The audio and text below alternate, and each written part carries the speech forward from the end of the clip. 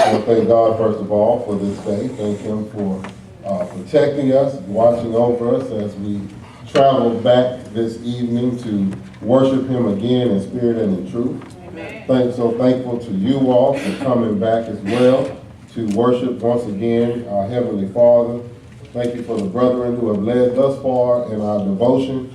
And thank you for your energetic participation in that devotion to this point of our service. We just pray that those, there may be any that are on their way, that they may arrive here safely and partake in God's word with us in the fellowship and be gathered together to worship as we are having at this time. I would invite you to the book of Exodus, and the chapter is 14, and we're going to reread text that was read in your hearing a little earlier, and that will be where we start. Start our sermon for this evening. Exodus, the 14th chapter, and the verses are 12 through 14. Got to make sure I say the verses. My Bible class gets mad at me. Sometimes they say, turn to this book and chapter, and then they just keep going, what verse? What verse? What verse? So let's just start it. We're not going to now today. Somebody just say, just put your finger on verse 1, and we'll figure it out from there. But, and there's nothing wrong with that. I may not want to discuss anything until about verse 15. But verse 1 through 14, they in God's word, so we might as well read them and see if we can glean from that. And oftentimes, I'll start at verse 1 and we'll start discussing, and I'll get all the way to verse 3. And I'll say, well, see y'all next week. And we'll try to get to verse 4, and maybe we'll get to verse 15 before the month is over. So we just end up enjoying God's word. But we're going to go ahead next and quickly go to verse 12. And it reads as follows. Is not this the word that we did tell thee in Egypt, saying, let us alone, that we may serve the Egyptians? For it had been better for us to serve the Egyptians than that we should die in the wilderness. And Moses said unto the people, fear ye not, stand still and see the salvation of the Lord, which he will show you today. For the Egyptians whom you have seen today, ye shall see them no more, again no more forever. The Lord shall fight for you, and ye shall hold your peace. I like to take for a subject, and I'm going to modify what I gave to the brethren earlier, but I want to take for a subject, fear not, stand still and see. Fear not, stand firm and see. Now what I want to do with this message, I want to encourage us to keep our hand in God's hand and to keep our eyes on God and what God will want us to do. Keep our faith in God. Don't just believe in God and that He exists, but believe God in what He says. And I want to encourage us to do that by showing us that God already has a solution before we ever know we have a problem. So what we want to do, first of all, let's go over this story. Let's look at what's happening in chapter 14. This is the miraculous story of when the Israelites crossed the Red Sea. Now we know that they were in Egyptian bondage for over 400 years. I know that's right because God showed Abraham when he traveled to Canaan, on his way to Canaan, he said, your people, your descendants will be captive in this land. When Abraham was in Egypt, he said, your people will be captive in this land for 400 years. And I will deliver them. And so here we are at the point of delivery. We go through the 10 plagues. We know that the last plague is the death of the firstborn, where they start the Passover, which the Passover is the foretype, if you will, of the Lord's Supper. And so we have the Passover meal, and the death angel comes through Egypt and kills firstborn of everything in the land of Egypt, except those with the blood on the doorpost, the blood of the lamb on the doorpost. And so when the death angel comes through, he goes through Pharaoh's house too. You can't be too rich for God to touch you. So he goes through Pharaoh's house, and Pharaoh finds his firstborn dead, and Pharaoh says, get them people out of here. They got to go. And so gladly, they pack up their things, and not only do they take their stuff, they take some of the Egyptian stuff too. They say, give me some of that gold you got. The Egyptians just said, yeah, because you're killing everything. Y'all got to go. Take whatever you want and leave. Take animals, take people, whatever you like to have, you can have it because you got to get out of here. Because things are dying when y'all are around. So we know that the God y'all serve is a true God. So y'all get out of here. So they leave. And God guides them. By day, he guides them by a pillar of cloud. By night, he guides them by a pillar of fire. So when we get to chapter 14, God has brought them to the sea. And God says, encamp yourself here. Set up shop. Now, the good thing when you think about camping is not a permanent dwelling. Camping is not a permanent dwelling. Camping is a temporary place. I've been camping once.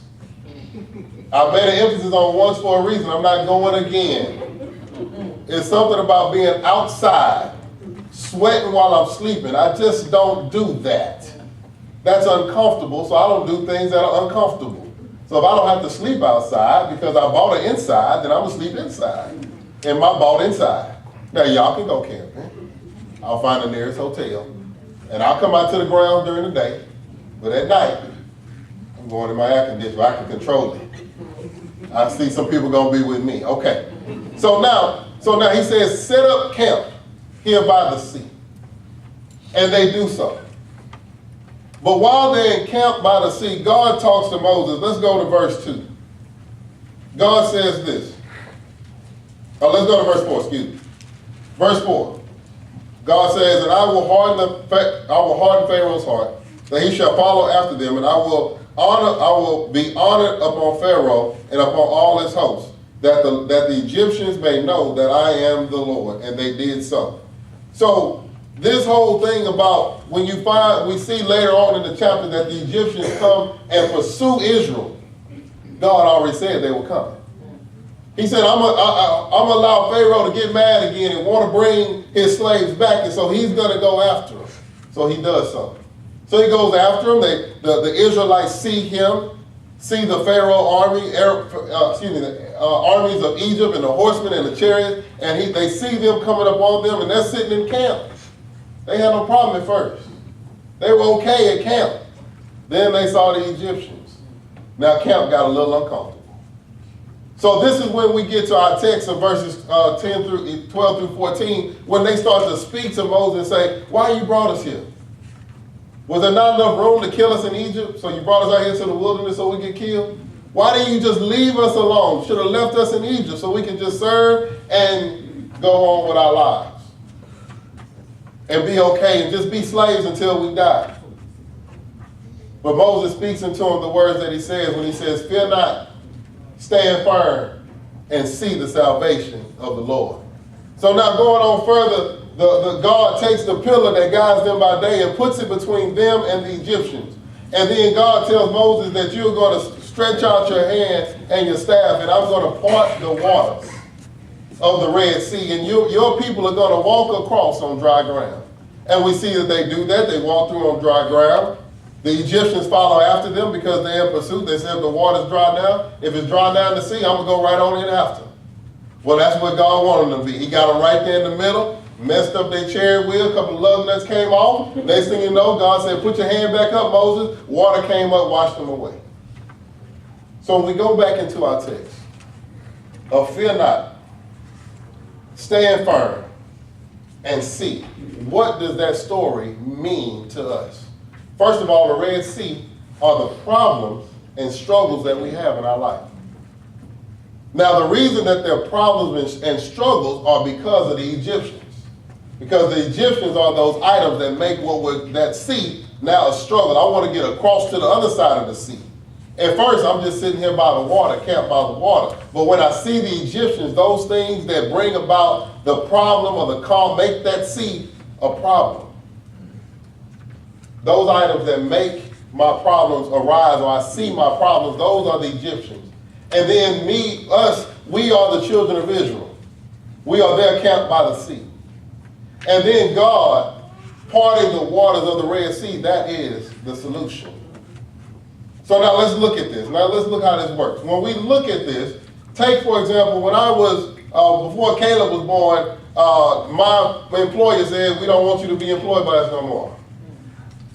Now, the reason that's a problem is because hospitals have not yet allowed children to be born for free. Maybe y'all found a hospital that if you have, well, I don't even know now, I ain't have no more kids. But for somebody that is, some couple that is, you may need to know that. But they tell me that house notes aren't free anymore. They weren't then either. Car notes, that car's not free? Okay, well then mine wasn't either. So I had some bills to pay. So because I had a money problem, because of my employer not employing me anymore, therefore, keeping a house, keeping cars, putting gas in the cars, traveling, doing things, feeding people, those things were now problems. I was at my Red Sea. And my Egyptians were up on the horizon. And I was looking at my Egyptians, and they were my bills. And now that made me not having a job a problem. See, if I had all the money in the world, it wouldn't be a problem. It'd just be a long vacation. I'd be relaxing. I would be. I ain't got a care in the world. But because I do have things that I need to take care of with money, not having income coming in, then now I got a problem. I'm not camped by the sea anymore. The Red Sea is an obstacle. It's in my way of getting to safety. Because safety is having a job. See, everybody in here will be camped by the Red Sea at some point. But you won't realize the Red Sea is an issue until those Egyptians show up. See, sometimes in school, you will pray and pray for a teacher you don't want. You'll pray all summer long. Most prayer you probably had in 4 years of high school. I prayed so long that I didn't get Mr. Settles. Mr. Settles just walked around talking about how many people he's going to fail the next year. And I prayed about Mr. Settles. And I didn't have a problem. I was just camping by the Red Sea. I was hanging out by the Red Sea all summer long. And then they gave me my schedule in August. English, Mr. Settles. Now the Red Sea is a problem. I got to get over the sea to graduation. And Mr. Settles is the Egyptian chasing me down, and I think I'm not going to make it across the sea. And if I don't make it across the sea, there's a woman in my camp by the name of Mama that may kill me in the camp. But see, I had a problem. The Israelites had a problem, but they did not realize that God already had a solution before they knew they had a problem. See, before I knew that I had Mr. Settles, God had already fixed it that I was going to pass Mr. Settles. Before I knew I wasn't going to have a job, or I was going to have a problem, God had already set up a job for me in Maine ISD. I didn't know it was there. I didn't understand why it was there. I didn't know that I was going to have that opportunity, but because God saw a problem before I knew a problem existed, I was able to obtain what God had for me. See, the Israelites, we get like the Israelites where we start to question God. We start to question the action. We start to question why we're here. Why is this happening in my life? We start to question that because we don't understand God's already got a solution. You just realized you had a problem. See, sometimes when you look at what God says in verse 4, chapter 14, he says that I am going to show the Egyptians that I am God. I want you to know, I want you to understand and trust that sometimes you go through something so someone else can see God. Amen. God uses his people to demonstrate who he is and how powerful he is. You don't know the struggle you have in your life, your job loss, your tough teacher, whatever it is, your Red Sea is there so other people can see God work in your life. It's not always about you. Amen.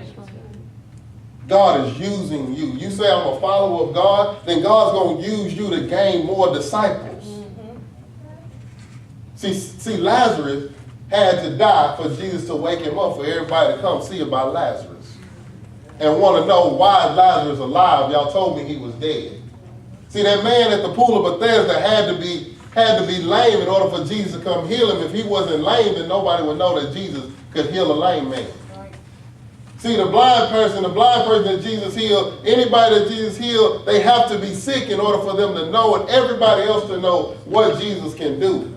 In the book of Mark, when Jesus cleansed the leper, he says, don't tell anybody. What does he do? He got to go tell everybody that Jesus has cleansed him. But if he doesn't suffer leprosy, nobody knows the power of Jesus. See, sometimes we have to be that leper. Sometimes we have to be that sick person. Sometimes we have to be that lame man, that blind man, because God needs to use us in order to show others how powerful he is.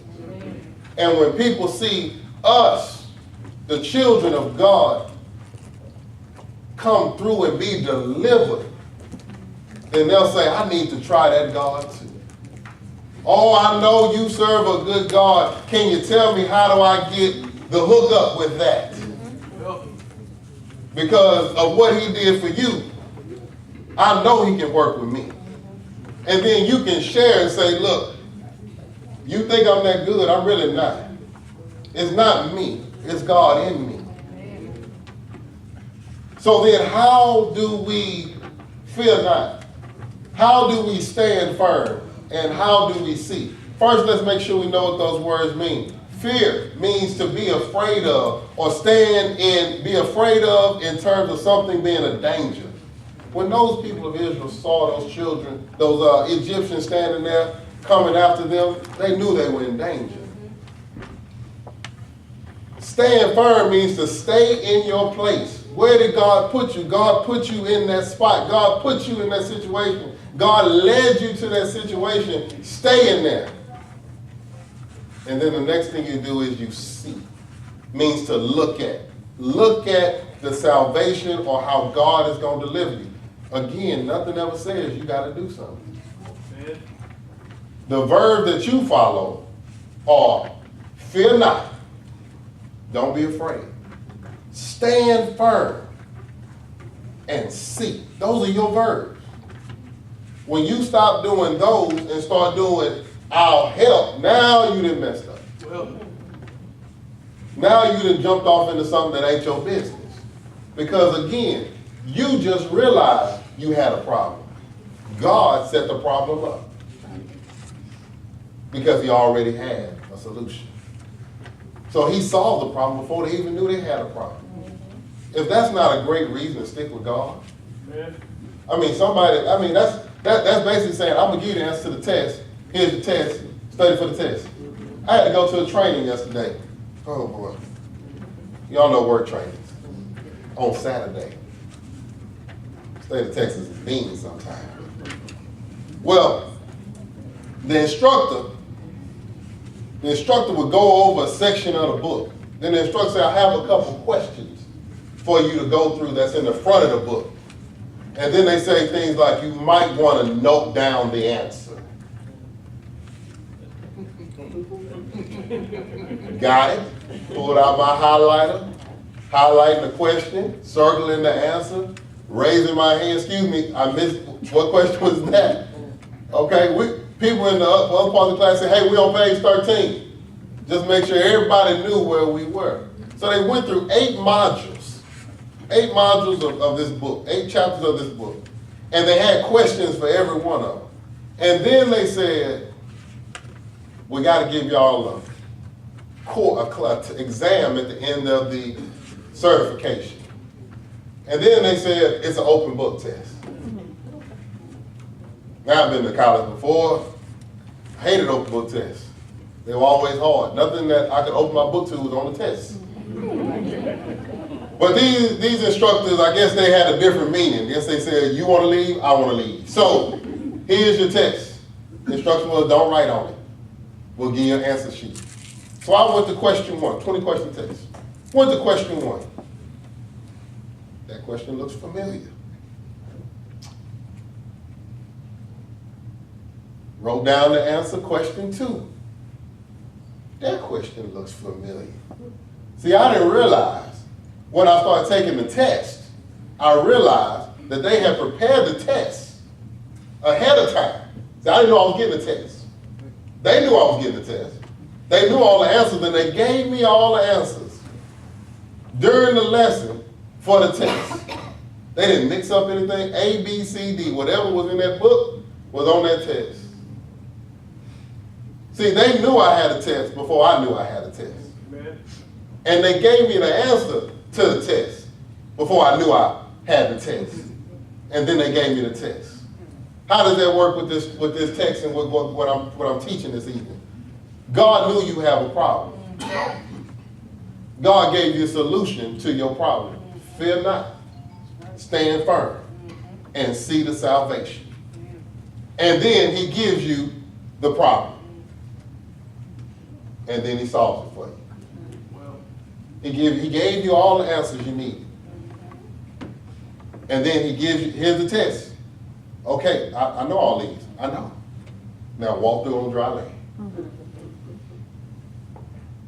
But we got to do those three things. Now how do we do it? First way we do it. James chapter 1. James chapter 1 verse 22. First we got to be followers of Christ. We got to be followers of Christ. The people of Israel never would have gotten to the place by the sea if they had not followed the cloud by day and the fire by night.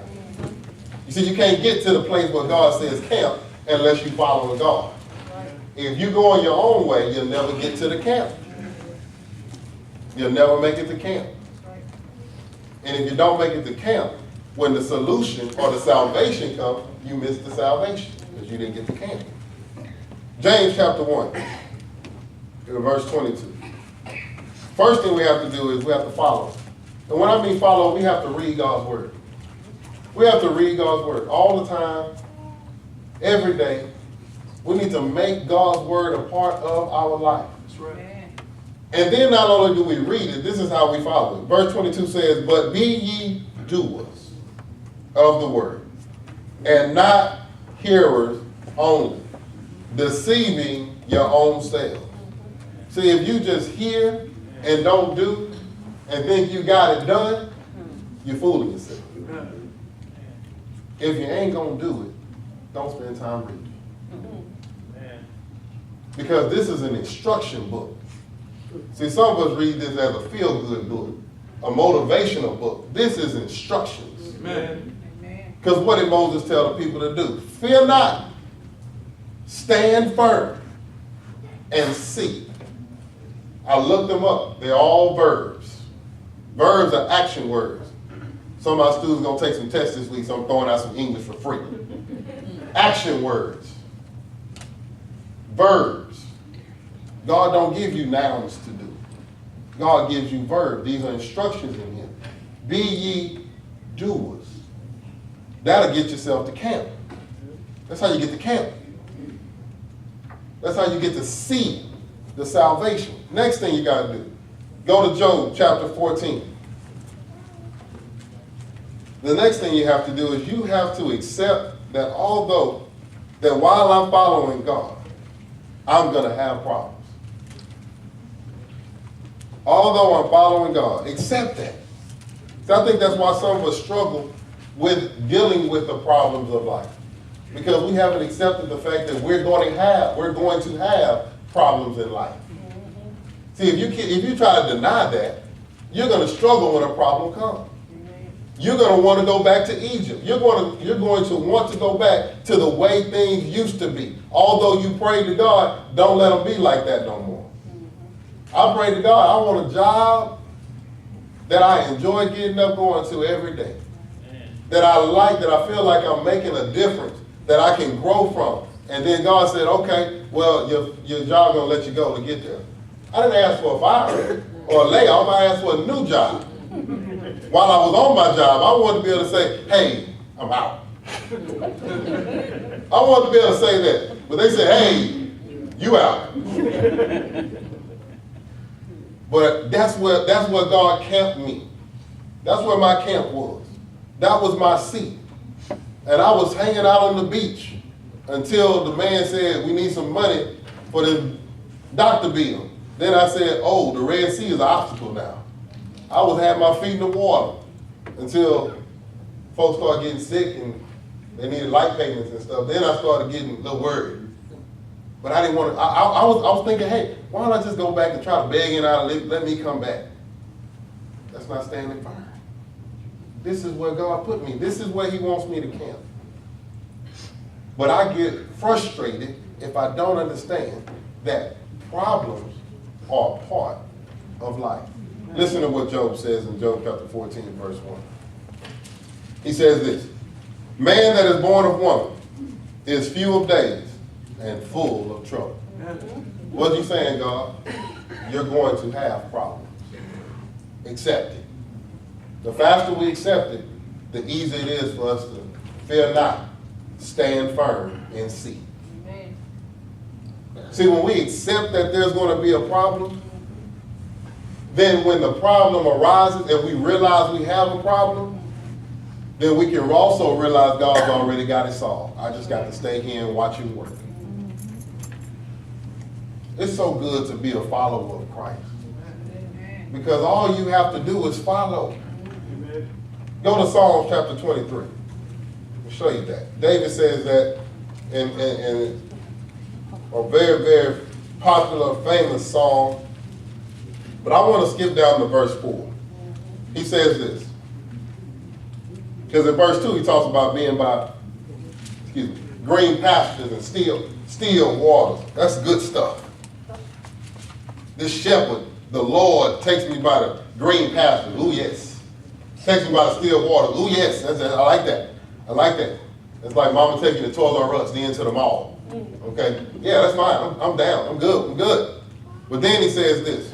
He says, yea, though I walk through the valley of the shadow of death, I will fear no evil, for thou art with me. See, even when it's, even when there's a problem, God's there. Why? Because God already knew the problem was coming. We're always late to the party. God's working salvation while we still trying to accept the problem. He says, not only are you with me, he says, thy rod and thy staff, they comfort me. So although I'm in this valley, I'm comforted. Why? Because you are with me, and you got your rod and your staff. And nobody can take God's rod or his staff from him. Amen. So I want you to understand, stay firm. I want you to don't be scared of problems. God already knew they would come. Stay where God puts you. Stay in that place till God's ready to move you. Because he's going to move you when he's ready to move you. And then just look out and see how God is working things out in your life. See how he's working a solution for you. He's just asking us 3 things. Don't be afraid. Stay in the place I put you. Stay in camp. And look out. And I'm going to take care of the rest. Because before you got scared, I already fixed it. That's so wonderful. I like when I do that for Jason, on my kids. Daddy, they in the car. Daddy, what we going to eat for dinner tonight? Already waiting on the stove. I don't know. We'll see when we get home. I'm hungry. I'm hungry, Daddy. I'm hungry. Y'all see them too. I'm hungry. They come home hungry at school. Hungry. Oh, you already cooked? Yeah. Solution already before you knew you had a problem. You came out of school, didn't even realize you was hungry until you sat down in the car. I'm hungry. And they'd already fixed it. Knew it was coming. Got it solved. Same way God treats us.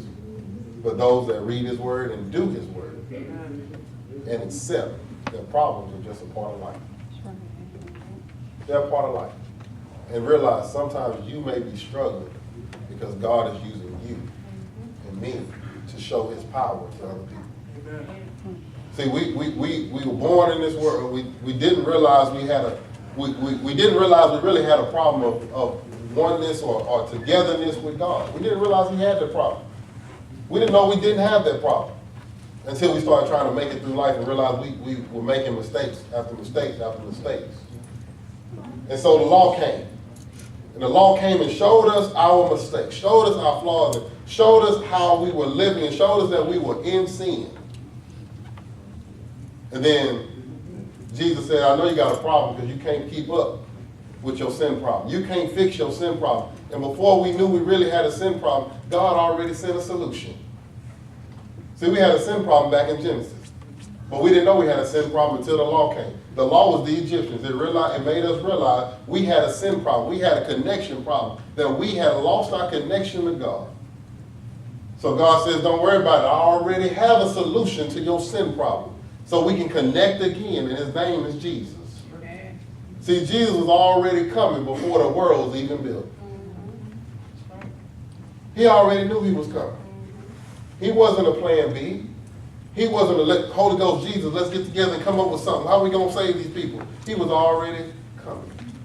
It was already set in place that he was going to come and be born of a virgin, that he was going to live a sinless life, that he was going to heal sick, that he was going to make lame to walk, that he was going to raise the dead, that he was going to be convicted for a crime he didn't commit. He was going to be, all that was going to be done. It was decided before God said, let there be light. All that was decided. Before he formed the earth, all that was decided. And he came in and he fulfilled it. And because of his crime, they put him on the cross. And I like what God does, because in Acts chapter 17, the Bible says that Paul and Silas were men that came to town and they turned things upside down. They disturbed the normal thinking. And Jesus did that because he took the cross, which was a sign of fear, of punishment, and he made it something as a sign of help, as a sign of joy. How many times do you drive down the street? If you drive down the street and see that cross on top of this building, people come by and knock on the door asking, can you help me? Nobody asked for help from the cross before Jesus died on it. Jesus turns all kind of stuff upside down. He says that in 1 Corinthians, he takes the foolishness of this world, and he takes the foolishness of God and confines it in the fools of the wisdom of God, the wisdom of God. And he confines it in the foolishness of man. So when people look at you crazy because you're following Christ, God says, good, that's how I want to look at you. I was driving by, I saw a religious organization that had a sign up. It said, you be a fool to come in here. But if you read 1 Corinthians, you realize why it's up there. Because the world says that it's foolish to follow Christ. It's not wise. That ain't smart enough. That's not later. It's not complicated enough. It's not, you ain't got to be real smart. No, you got to be real smart to do this. Follow Christ. Yeah. Believe that he is the Savior. Believe that he is the Son of God. Change your life and stop living for what you want to do and start living for what he wants. And when you do that, you'll cross confession. And you'll make the statement that I believe that Jesus Christ is the Son of God. And when you make that confession, just like in Acts chapter 8, as soon as he made that confession, we put him down in the water of baptism and saved his soul.